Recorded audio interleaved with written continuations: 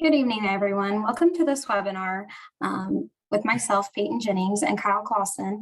Kyle is going to talk about contract negotiation, and I'll give him a little bit of time in a minute to introduce himself and what he's going to talk about. But in the meantime, I'll give a couple minutes for everyone to log on. I see some people joining. And if you're joining from the career fair tonight, then you kind of already have an idea of who I am. But again, my name is Peyton, and I am the Physician Engagement Coordinator here at Practice Match.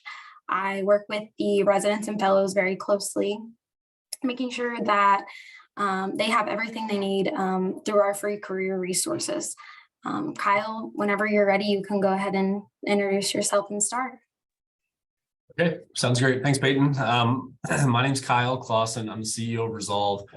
We are a company that are focused on empowering physicians in the areas of your employment contracts, and whether that's a new contract that you would get or renegotiation, meaning you're in a contract and you're going to try to improve the terms, which is what we're talking about tonight. We help thousands of physicians every year. We look at thousands of contracts. And so my goal for this is to hopefully answer questions for anybody that's here. Please use the Q&A and the chat functions. And if not, we'll go through some slides to start out to maybe generate some questions and then go from there. So I'm going to shut my video off while we go through the slides, and then I'll come back on at the end and answer any questions that you guys have. So let's get going on this. The first question that generally comes up from clients on renegotiation issues is timing, right?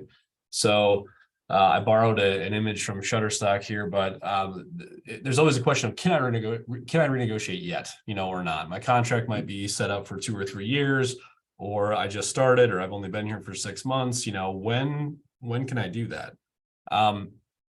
The important thing to think about and to remember is that almost every contract has a set term to it, but within inside of the contract, there's different termination mechanisms that change that effective term. So you may have a 3-year contract, for example, but if you have a termination without cause section in your contract or terminology in your contract that says either party can walk away on 90 days notice, really what you have from a legal standpoint is a 90-day revolving contract. It's not really a 3-year term, it's really a 90-day term. And so with that knowledge and knowing that most, if not all, contracts have that language in them, there's really no set timeline for you. So the answer is potentially today. I mean, potentially any day you can renegotiate. I think it's just a matter of understanding, if you're ready to do that, right? Obviously, there's some common sense that should go into this answer. So, if you've just started, right, it's not a day 2 item usually that comes up, but I can promise you if an employer has reimbursements that change or a CMS fee schedule changes or COVID happens, right, they're going to be renegotiating with you whenever they feel like it suits the business. And I think you should take the same mentality. If life changes, if life happens, or if the market changes, you need to be going in and making sure your contract terms are fair. So the general rule of thumb on this is you can negotiate anytime, as long as you've got good data behind you and good rationale for why you're making the requests. Okay, so let's get into the strategy of renegotiation. I think you can think about renegotiation in 3 phases. The first phase is going to be to review the data points that you have access to around your practice, right? And around what you're doing day in and day out and trying to identify your priorities. We'll talk about what that should look like in a second. The second step is to know how you compare, right? So once you know what your data looks like, you need to start to review the market. And we're going to talk about the different data sources that are out there and show you what some of that can look like for your specialty and how you can review that. And then the third thing is actually going through the renegotiation process. How do you do that? How do you do it in good faith? Obviously, if you're in this type of setting, you've been in an organization for a while, you're going to know personalities, you're going to know who you're talking to. You're probably going to hope to continue to work with them and have that relationship. And so protecting that as much as possible is certainly important. So we'll talk about how to go through that process too. So to start with, let's talk about step 1, which is gathering your data. Okay. So things that I would advise every client to take a look at, and even before you would engage someone like us to help with this, is you need to go out and figure out how busy you are and what your practice looks like. Okay. So how many patient encounters are you having? If you're practices tracking, work RVUs or collections or sometimes gross charges. If you're in anesthesia, ASA units, whatever it is, however they're tracking productivity and however they're tracking volume, that's step one, because almost every employer, and now that 80% roughly of physicians are employed, most employers are concerned with fair market value, right? And they'll talk about Stark and they'll talk about anti-kickbacks and all those things with you, and your contract will likely reference those items. And so you need to know what type of request is reasonable, right? Based on what you're doing. So that's step one. Go gather that information. If it's not a compensation issue, which is really bothering you, right? If the numbers are fine, but it's something else, I would tend to have you think back and go through the process of what was I all told before I signed up, right? What did I hear in the interview process? What did I, hear on the recruitment, interview and trail? Is my call matching that? Is my staffing levels appropriate? Do I have the equipment I was promised? Is there a path for advancement, right? If I'm in an academic setting, am I moving through that process, through the ranks like I'm supposed to? All of those items usually are what people are wanting to change, right? Or what they're wanting adjusted. So it's either a compensation item or it's kind of the duties and responsibilities of the contract. And we're going to run through kind of an issue list of other things that you might want to think about renegotiating, but generally it starts out, in one of these two buckets. Okay. And then the third and fourth question down here, I think, are common sense, but I think you need to know who the decision makers are, who you're going to actually be talking to about this, who's the right person. You're going to understand personalities. You're going to understand who values what within an organization. And so trying to early on establish who those lines of contact are going to be is something I'd encourage you to do. And then finally, I think you need to think about, before you would even start a renegotiation, is am I looking for a successful conclusion to this? Meaning, do I want to sign a new contract, or am I really doing this with the intent of leaving and walking away because I don't think they're going to go anywhere? And if that's the case, I'd have some insights and some recommendations for you when we get to the data as well that might help with that process. Okay. So this is step one. And the most important one, if we're talking compensation, is this top left, right? Make sure you know how busy you are. Make sure you understand all the encounters, the work RVUs, the collections before you get going. Okay. All right. So step two in the process, once you've identified your data points, is you need to start to look at market data and try to figure out what is normal, right, for you and for your specialty. There's three categories of market data. The first category is what I would call survey data. And so you probably have heard of these acronyms. You may have some of these referenced in your contract. MGMA, AMGA, Sullivan Cotter, Pinnacle. There's some others that are out there. All of those are going to be valid data sources, right, that are submitted generally by employers, to these survey companies to report on and to benchmark. And so if your contract, for example, has a compensation cap, like the one I'm referencing below that says, your compensation is capped at the 90th percentile of the most recent MGMA survey, that's tipping, the hand, right, and saying we believe that MGMA is a good reference point for fair market value purposes, right? We're going to lean on that for compliance. And so if they're leaning on survey data, and some are and some aren't, if they're leaning on that, you need to make sure that you've got access to at least one of those sources as part of that process. Okay. The second area that you can look is to a place like resolve.com. So if you're watching this, you should go to resolve.com. There's free accounts that you can create that have access to market data that's live from your colleagues and from your peers. And so every contract that we review, the identities are de-identified. We're not sharing anything that's not anonymous, but if you go take a look at that site, you can see what's happening live. So all of the surveys come out about once a year, and that information is dated. If you take a look at, I'm going to share this with you for a second here, Resolve, you get your free account, you log in, you can click on this Our Data tab, and you can scroll down and select your specialty or your region or your state where you're interested in, and you can see other offers that are being made, right? And so that's another very good source for you to take a look at, right? So those are two sources. The third source, and I need to get the PowerPoint back up here, if I can, is what I'm going to call just the market, right? So your personal market.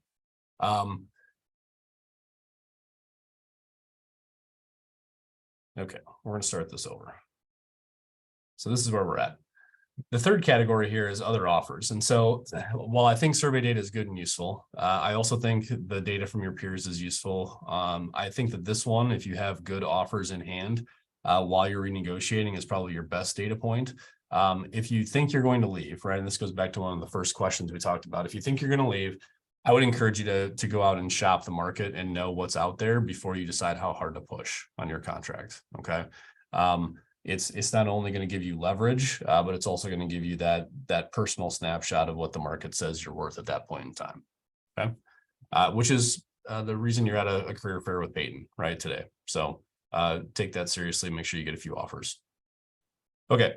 The last step, once you've taken a look at the market, once you've taken a look at your data, is to actually go about negotiating the contract. Okay. And so my recommendation on how you should go about doing that is it needs to be done in good faith. Meaning, do you ask for every single item in the contract to be changed or not?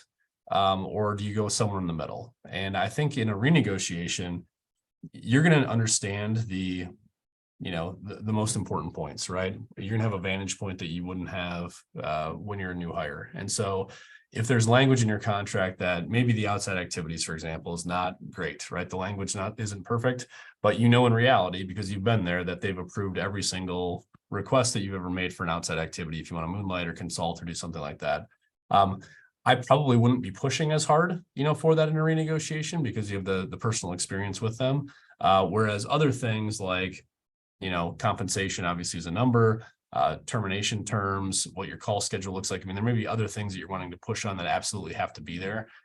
So somewhere in the middle is probably the right answer on good faith negotiations and how you go about doing that. Okay. Before you start renegotiating, you should also understand what your best alternative is. And we talk about having other offers, or at least knowing what the market says is fair. I think that all plays into identifying that and figuring that out. And then also understanding that the most common response you're going to hear from an employer is that this is our standard contract, right? We can't make adjustments or changes to it. That's really not true from where we sit. Roughly 85% of the contracts we see have some type of change made to them. And so whether it's your first contract or renegotiation, I think it's extremely important to go through that process and make sure you're asking for the things that are most important. And an example of what that can look like with language that would come back is, this is directly from a health system that says the contract we offered is the same contract that we offered everyone. That being said, we are going to provide a relaxed restrictive covenant or a relaxed non-compete as part of this. And so you can see if they're making changes on one item from one person, it's likely that they're making changes, for others as well. It's just a matter of how important those things are to you and how hard you want to push. Okay. So make sure you're asking the questions. And then I wanted to give you guys a high level view of all the things that are possible to renegotiate. And this would be true of a new contract as well. But when you think about what's out there, oftentimes people think about just the numbers of, am I being paid fairly? And that's certainly important. And that's the middle column here on this slide. You can push on your base or your production bonus, or it wouldn't be a signing bonus in a renegotiation, but there are retention bonuses that are out there. And so if you didn't have some of these other things that were offered to you in your initial contract, like if you didn't get student loan forgiveness or you didn't get a residency stipend or fellowship, it may be time to come back and make sure that you're asking for some of these other benefits or making sure you're at fair market value to close the gap of what wasn't offered in your first contract. Okay. Other things that are very common, if you're going to renegotiate, if you're going to get a new contract, certainly make sure the scheduling and duties and responsibilities are where you want them. Make sure the call language is tight enough. Make sure that the locations of practice and days of the week are what they should be. And if you have any interest in outside activities or intellectual property, side gigs, it's very common, now for clients to want those things included and to make sure that those are, not necessarily up to the discretion of the employer, but are allowed on more of a broad basis. So taking a look at that would be something I'd recommend as well. And then if you're going to go through the renegotiation process, I would definitely encourage you to pay attention to the termination components, because there are things that have a lot of value in that section, specifically the non-competes and the tail coverage. A non-compete can be worth almost all right of your leverage. If you need to move, and if you or need to move employers and you're stuck, with a 20 or 30-mile non-compete and all your kids are in school and a spouse has a job, all of those things have value. And so, we'll talk in a minute about the cost of that and what the FTC thinks, right? It's a very hot topic around non-competes right now, of what they value that at. But tail coverage is the other one, right? That's going to have the most value for you if you're renegotiating, and making sure that if you don't have tail in place from your employer, that if for some reason the relationship ever would end, that they would cover that cost. It's usually not a small number, right? It's usually 1.5 to 2 times an annual premium. And so that can be, for some specialties, a 6-figure number. And so that's certainly something that you don't want to miss on or not pay attention to. Okay. So those are the issues.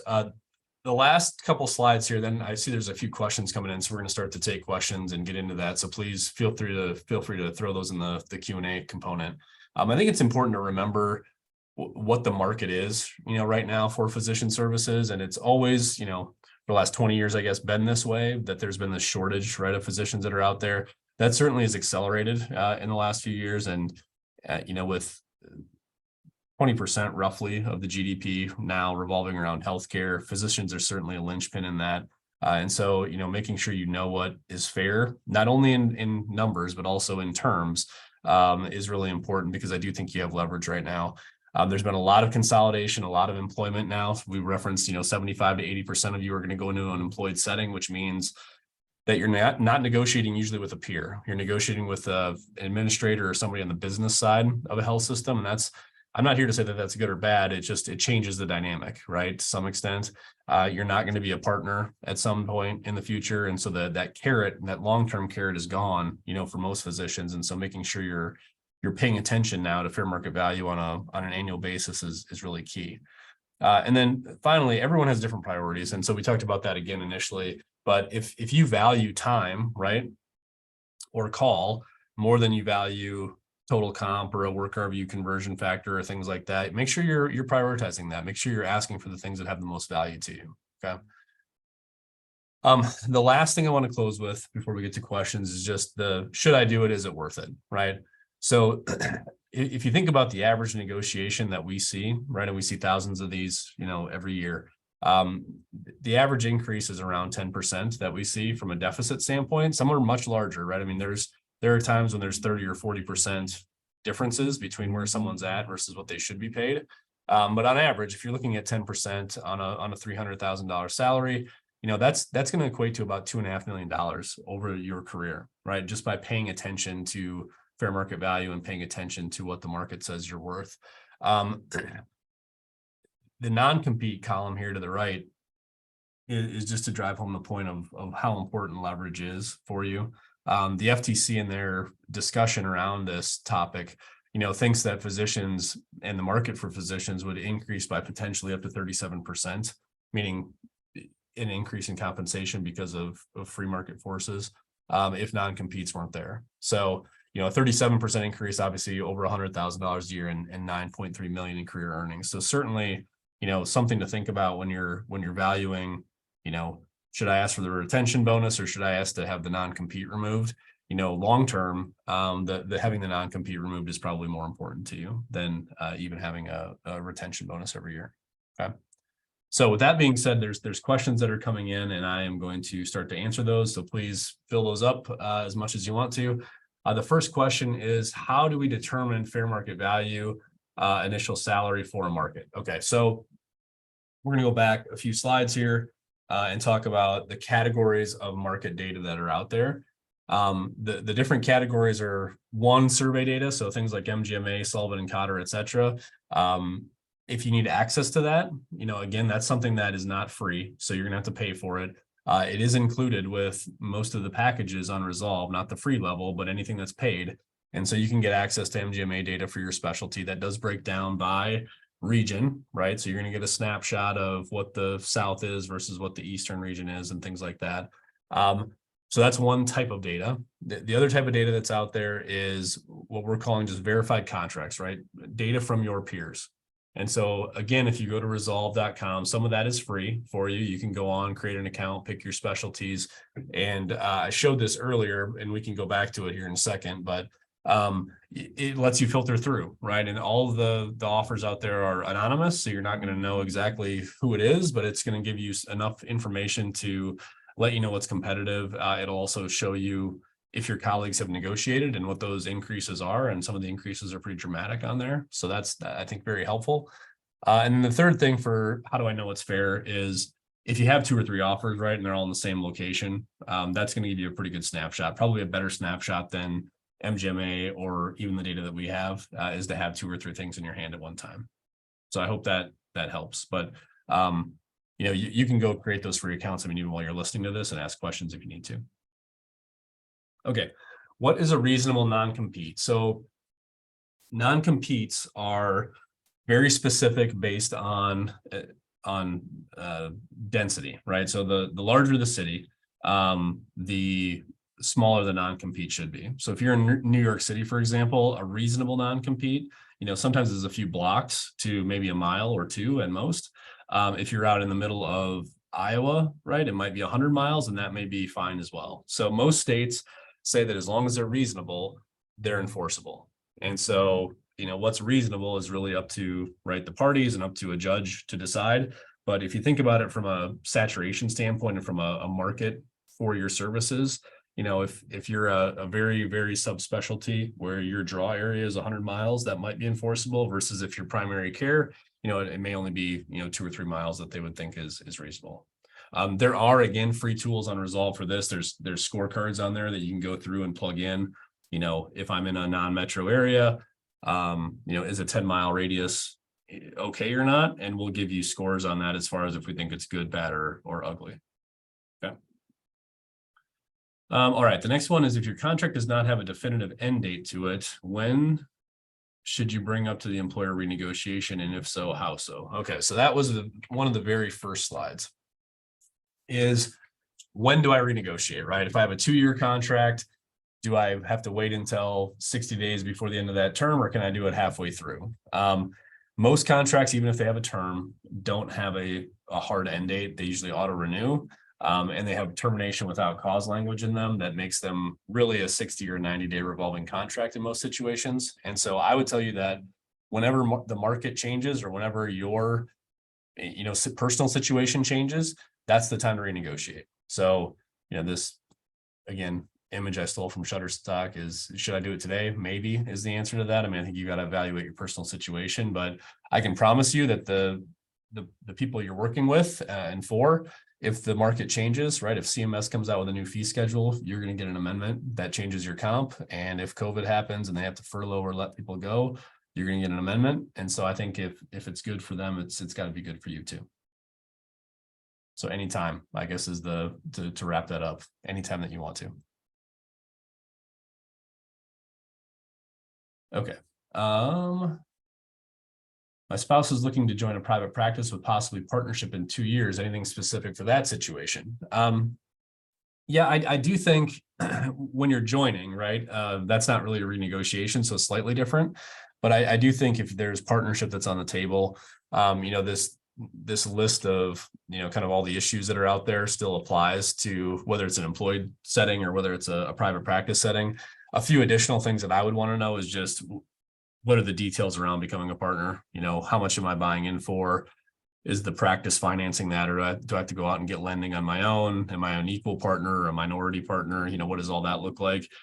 You're never going to get a partnership. I shouldn't say never.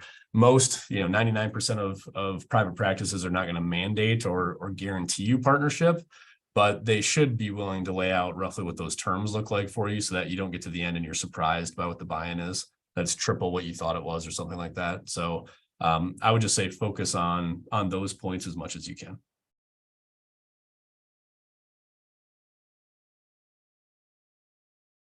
Okay.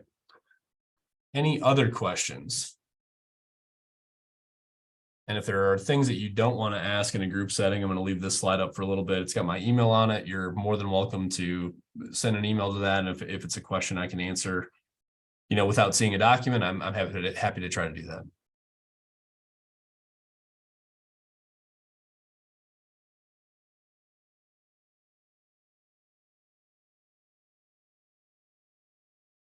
Okay, we got another one that came in. If the FTC decides to ban non-competes next year, are previous contracts still beholden to it? So do they still apply? Yeah, that's a great question. I think it will depend likely on which state you're in. The FTC obviously is going to have an overarching federal rule on this, and so it should come out and help with that, and they'll clarify that on whether it's going to apply retroactively or not. Most new laws when they come out only apply going forward, right? So we don't want to change from a very high level, right, theoretical perspective. We don't want to change the deal of two parties that negotiated presumably at arm's length in good faith 4 or 5 years ago. We don't want to change those things, but sometimes they do, right? Sometimes they'll go back in time and say that any contract right now that has a non-compete is void. So I think you just need to be very careful and pay attention to what the FTC does if that happens. Okay. Any comments on establishing initial contracts for the VA? I've heard they're 1-page vague contracts across the nation, typically not 20-page ones. Should we still try to get everything in writing? Sounds like it might be hard with 1-page contracts. So yeah, I mean, the VA is not the only one that goes to these shorter kind of term sheet type contracts. A lot of academic institutions will do that too, and they'll just incorporate their policies and procedures, with links and things like that, or hyperlinks in the contract. Really, there's not an employer that I've come across that absolutely takes a hard line that they will not negotiate, right, ever. I mean, the VA included. Now, they don't like to detail every single thing, right? It's not a typical 20 or 30-page contract like you're referencing, but I think there's still things that if they are important, if they are deal breakers to you, they will clarify, in that 1-pager. And so I think it'll be important to really dial in your priorities and, make sure that you're getting those, if it's 4 or 5 things that are really important to you, getting those in writing.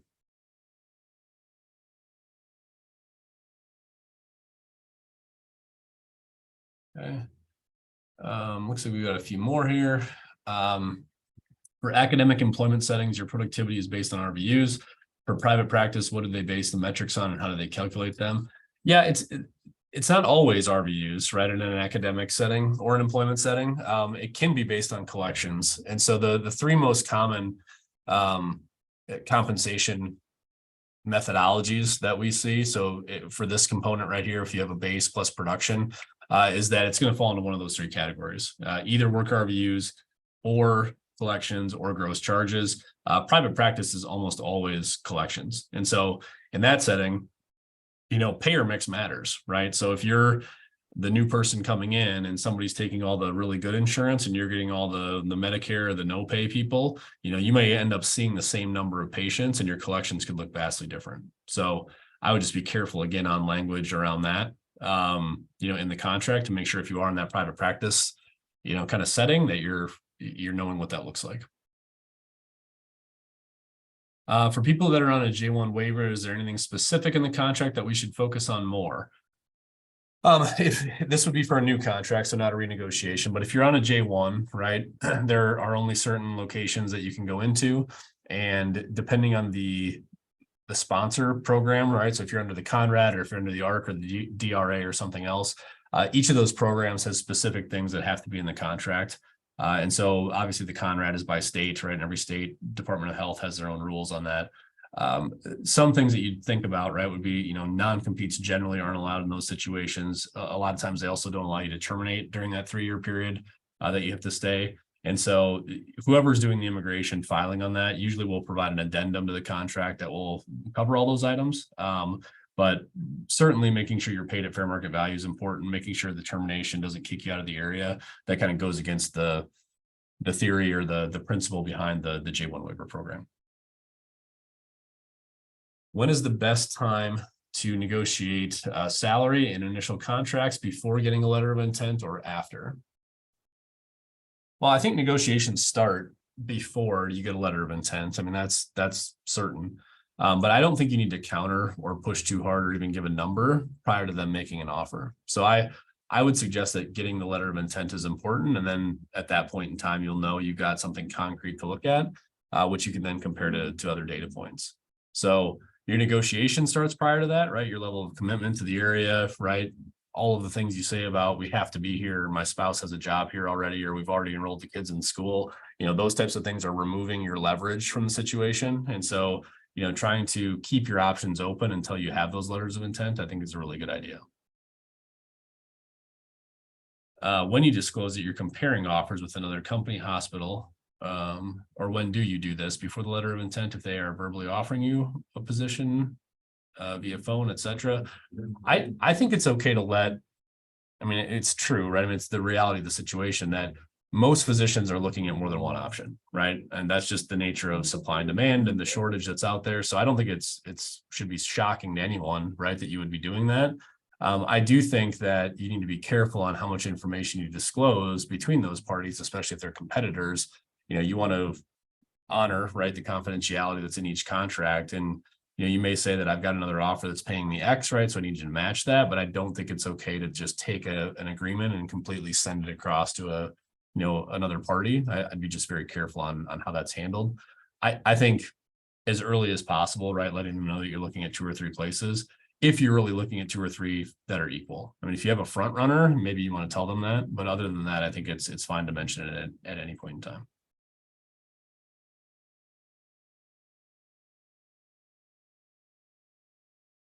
Any other questions?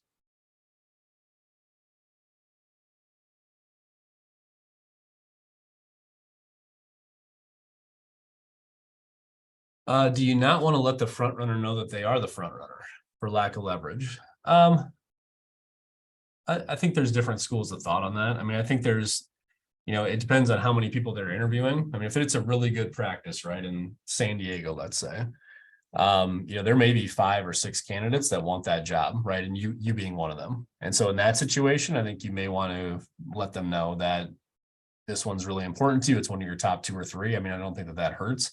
Does it hurt your leverage a little bit? Potentially, but you may not have as much leverage in that situation as you think.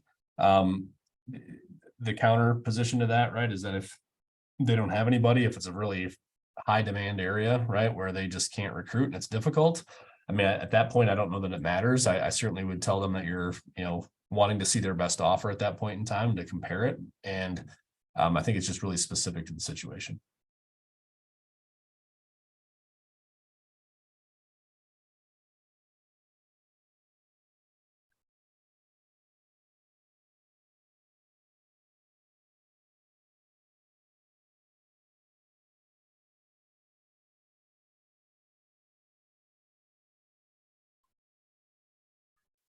I'll go ahead and wait a minute or so and make sure you guys don't have any extra questions for Kyle. But I was getting ready to ask if you could put your information back up there for them to write down. If you guys ever have any questions, you can reach out to me or Kyle now that his information's up there for you guys. I think there is one more just popped up. If we want help with your contract, just access you on your website. Yeah, so I'll go to that here quick for a second. So if you just go to resolve.com, right, you probably can pull it up on your phone right now. All of our pricing is flat feed. So you're going to know what you're getting into. You can pick your level of service. If you just want access to data, you can do that. If you want help and you want an attorney to join in on that as well, there's different levels of service. So but please go check that out. Like I said, at least create the free account and take a look at some of the data that's out there. I think that'll be helpful for you as you're in this process.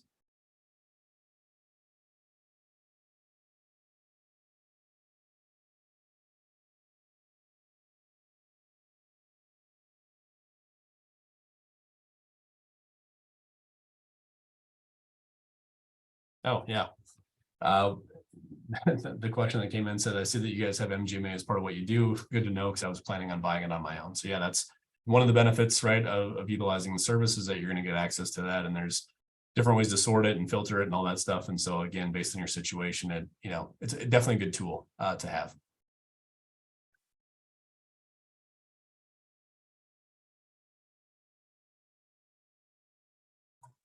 Okay, well, Peyton, thanks. I appreciate you having us on. Thank you everyone for attending, and thank you, Kyle, for taking your time to share this information with all of us. You bet. Hope you guys have a good night. Have a good one. Thanks. Bye.